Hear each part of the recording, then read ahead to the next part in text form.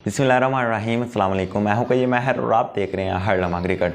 कल बाबर आजम इंजमामुल हक से मिले हैं। इंजमामुल हक जो पाकिस्तान टीम के चीफ सेलेक्टर हैं, बाबर आजम पाकिस्तान की टीम के तीनों फॉर्मेट्स के कैप्टन हैं। इन दोनों की मुलाकात होती है। उस मुलाकात में ओडी वर्ल्ड कप के लिए पाकिस्तान का 15 रुकनी स्क्वाड जो है वो फाइनल कर दिया जाता है। तो उन स्क्वाड से जुड़ी कुछ बातें मैं आपके साथ इस वीडियो में शेयर करना चाहूँगा। सबसे पहले फ़खरुज़्ज़मान, बाबर आजम का कहना है कि फ़खरुज़्ज़मान बड़े मैचों का प्लेयर है, बड़ा प्लेयर है, हम इसको वर्ल्ड कप में इंडिया लेकर जा रहे हैं, इसको हम ड्रॉप नहीं कर रहे। फ़खरुज़्ज़मान खेलते हुए नजर आएंगे वर्ल्ड कप 2023।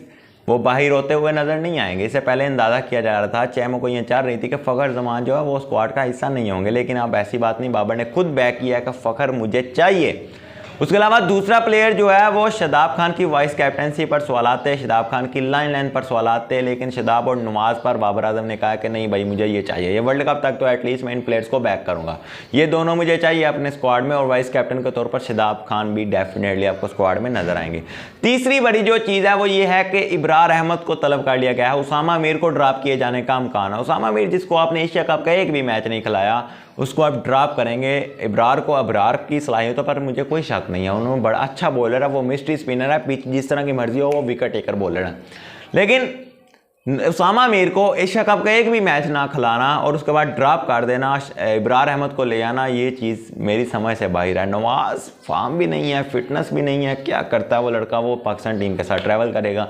एक तरफ इमाद वसीम के फैन जो हैं उम्मीदें लगाकर बैठे हैं कि वो भी पाकिस्तान के वर्ल्ड कप के स्क्वाड का हिस्सा होंगे, लेकिन ऐसा नहीं है, वो भी वर्ल्ड कप के स्क्वाड से ऑलमोस्ट आउट है। आपकी ये भूल है। मोहम्मद आमिर का भी आप सुन लीजिए, मोहम्मद आमिर भी इस वर्ल्ड कप के स्क्वाड का हिस्सा नहीं होंगे मोस्ट प्रोबेबली। इस वीडियो में आपके सवालों के भी आंसर कर रहा हूँ साथ साथ। और उसके अलावा बाबर आजम का कहना है कि हमारी मेन ऑलमोस्ट टीम वही होगी एशिया कप के लिए। 2 से 3 तब्दीलियाँ। नसीम शाह की रिप्लेसमेंट भी सुन लीजिए।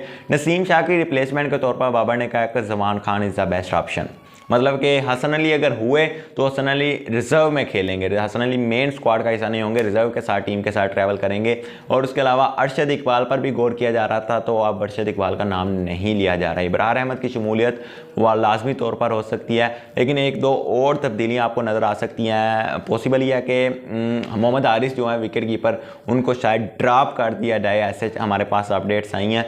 मोहम्मद हारिस को ड्रॉप करके अब्दुल्ला शफीक को कैरी किया जाएगा। अब्दुल्ला शफीक के बारे में कहा जाता है कि वो शायद रिजर्व में हो, शायद वर्ल्ड कप के स्क्वाड का हिस्सा भी ना हो, लेकिन अब खबरें आई हैं कि अब्दुल्ला शफीक जो मेन स्क्वाड का हिस्सा होंगे, बिकॉज उन्होंने सेमीफाइनल जो श्रीलंका वाला मैच जो कि सेमीफाइनल की अहमियत इख्तियार कर गया था, उस इंपॉर्टेंट मैच में 50 बनाई थी। तो मोहम्मद हारिस को अब्दुल्ला शफीक अगर आ गए रिप्लेस कर लिया है तो मुझे तो इस पर कोई इशू नहीं है, क्योंकि मोहम्मद हारिस कौन से झंडे गाड़ रहे हैं ओडी फॉर्मेट में।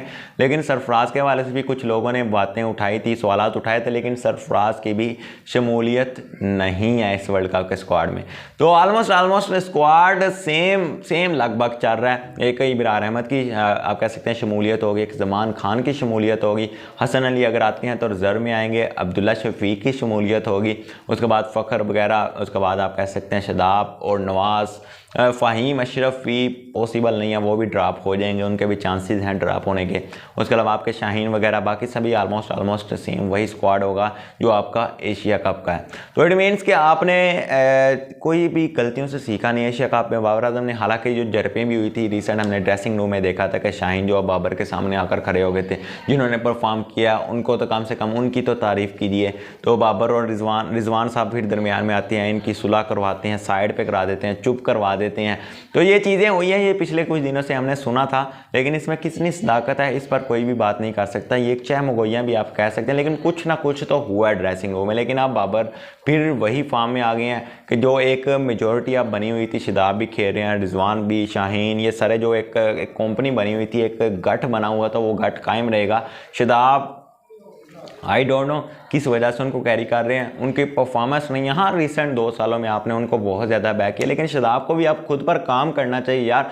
मैंने एक इंटरव्यू सुना था अब्दुल कादिर का, पाकिस्तान के मायाना स्पिनर, और वो कहते हैं मैं 3000 बॉलें मैं करता हूँ डेली, 3000 डेली बॉलें मैं करता हूँ। इमरान ताहिर साहब का भी यही कहना है। कुलदीप यादव से सूर्य कुमार यादव ने पूछा, सूर्य कुमार यादव ने इंटरव्यू लिया था जब पाकिस्तान के अगेंस्ट उसने 5 विकेटें ली थी, श्रीलंका के अगेंस्ट 4 विकेटें ली थी। कुलदीप यादव से सूर्य कुमार यादव ने क्वेश्चन पूछा, भाई आपकी कामयाबी का राज क्या है, ये इतनी विकेटें कैसे ले पा रहे हैं। उनका कहना है कि मेरा 2 साल मैंने पूरे काम किया अपनी बॉलिंग पर, मैंने उस जगह पर काम किया जहां आप बॉल फेंकते हैं, उस एरिया को पर्टिकुलर मैंने टारगेट किया पूरे 2 साल। उसके बाद मेरी लाइन लेंथ बेस्ट हुई है। लेकिन हमारे वाइस कैप्टन साहब शादाब खान साहब वो क्या करते हैं, पहले तो बात, तो हमारा वाइस कैप्टन वो है ही नहीं। रिजवान और बाबर मशावरत करते हैं, शादाब का तो नाम नज़र आता ही नहीं है, कहने को वाइस कैप्टन शादाब खान है। लेकिन हमारे शादाब खान साहब क्या करते हैं, उस पर्टिकुलर लाइन लेंथ की बजाय वो 4 ओवर्स को फोकिया देते हैं, ज़ोर ज़ोर से बॉलें फेंकते हैं। वो क्या होती हैं, वो इतना आधी पिच में ठप्पा लग रहा होता है, इतनी बोंस जा रही होती है, बैट्समैन उठाकर मारता है। उसके बाद दूसरी जो बात होती है, दूसरी शादाब खान या तो आगे फेंकने लगती हैं तो वो फुल टासें हो जाती हैं। इतनी फुल टासें श्रीलंका वाले मैच में इन्होंने करवाई थी, 1 विकेट गो के मिल गई थी, लेकिन उसके अलावा कोई नहीं। वो T20 वाला माइंडसेट रखते हैं, 4 ओवर्स फेंक के तेज फेंक दिए, 8-7-8 का इकॉनमी पड़ गया तो कोई बड़ी बात नहीं है। लेकिन उनको ये नहीं पता ये ओडीआई फॉर्मेट है, मिक्सअप क्यों कर रहे हैं। वो पुराना शादाब कहाँ गया, 2017 की चैंपियन ट्रॉफी वाला शादाब हमें चाहिए, लेकिन हमें वो नहीं मिल पा रहा। तो ये चीज़ें हैं शादाब की। अब शादाब को क्या करना, अब इतने 10-15 दिन है भाई, अपनी बॉलिंग पर लाएं। पहले कायदेआज़म ट्रॉफी ये नहीं खेलते, 4 रोज़ा मैचेस ये नहीं खेलते, 5 रोज़ा मैचेस ये नहीं खेलते। उसके अलावा फ़खर जमान को भी अपनी तकनीक पर काम करना पड़ेगा। 10-12 दिन आप नेट्स में निकालें तो सही ना यार, आपके पास 10-12 दिन पड़े हुए हैं, 10-12 दिन नेट्स में निकाल लें। आगे वर्ल्ड कप है, वर्ल्ड कप से पहले अपने आप को रिफ्रेश करें, क्योंकि आपको ड्रॉप करने का जो सिचुएशन है वो ख़त्म हो चुकी है, बाबर ने बंद कर दिया है। तो आपको 3 से 4 तब्दीलियाँ इस वर्ल्ड कप के स्क्वाड में होती हुई नजर आएंगी, जो एशिया कप वाला स्क्वाड है। जमान खान है, सुन लीजिए दोबारा, जमान खान वापस आएंगे, जमान खान खेलेंगे। डेब्यूट तो उन्होंने कर लिया है जो कि श्रीलंका के अगेंस्ट। अबरार अहमद की वापसी होगी। अबरार अहमद जो है वो आपको स्क्वाड का हिस्सा होते हुए नजर आएंगे। उसामा मीर बाहर चले जाएंगे, फ़हीम भी बाहर उठाकर निकाल दिए जाएंगे, हसन अली रिजर्व में आएंगे। और उसके अलावा अगर बात करें अब्दुल्ला शफीक की इंक्लूजन होगी, मोहम्मद हारिस को निकाल दिया जाएगा, इस एशिया कप का पर्टिकुलर स्क्वाड का हिस्सा थे वो भी। और उसके अलावा आपको शादाब, ये नवाज, ये सारे कंटिन्यू करेंगे। मोहम्मद आमिर की चाय मुकैया ख़त्म हो चुकी हैं, इमाद वसीम कोई चांस नहीं है। लेकिन अभी ये फैसला 2 दिन के बाद आना है, अभी ये फैसला खत्म ही नहीं किया गया। लेकिन जो मीटिंग में चीज़ें हुई हैं बाबर और इंजमाम उल हक के दरमियान, वो मैं चीज़ें आपके साथ डिस्कस कर रहा हूँ। बाबर साहब एक दफ़ा फिर मनमानी तो कर रहे हैं। अब हम पर्टिकुलर ऑप्शन पर भी गौर नहीं कर सकते, जैसे फ़खर जमान है, फ़खर की रिप्लेसमेंट कौन है, अब्दुल्ला शफीक। अब्दुल्ला शफीक पर आप भरोसा कर रहे हैं, जिसने ओडी 3-4 ओडी मैचेस खेले हैं, 4 ओडी मैचेस टोटल खेले हैं उसने, ठीक है, और 36 की एवरेज ऑलमोस्ट उसकी होगी। तो उस लड़के को आप प्रेफर करेंगे फ़खर जमान पर। वो फ़खर जिसने बड़े बड़े मैचों में परफॉर्म किया, 2017 से लेकर पाकिस्तान टीम के साथ है।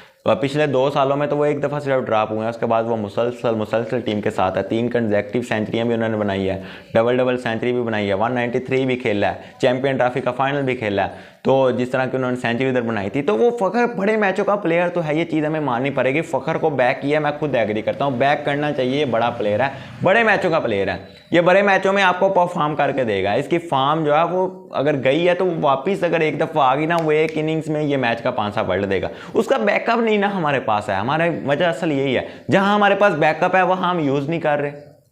आपका बैकअप, नवाज का बैकअप इमाद वसीम है, लेकिन आप यूज़ नहीं कर रहे। आपका शादाब का बैकअप है, लेकिन शादाब को भी आप नहीं निकाल सकते। आपने जितनी उन पर इन्वेस्टमेंट की है तो वर्ल्ड कप से पहले आप निकाल दें। लेकिन उनकी फॉर्म, फिटनेस पर तो कोई सवाल नहीं उठा सकता, लेकिन उनकी फॉर्म जो है ना, उन्होंने बैटिंग पर जब से तवज्जो मरकूज़ किया, बॉलिंग उनकी फॉर्म उनसे रूठ गई है। बॉलिंग में वो T20 वाला फॉर्मेट जो है वो निकाल दें। आप उनको बॉल टर्न करना है, उनको आप कहने हैं फ्लिपर लेना है, स्विंग करनी है, गुगलियाँ मारनी है, लेकिन वो नहीं कर पा रहे। वो T20 वाला जेन अगर छोड़ देना, T20 वाले जेन को निकाल दें, ओडीआई की तरफ आ जाएँ, तो देन नवाज जो है आप कह सकते हैं शादाब से अच्छा बॉलर कोई है ही नहीं।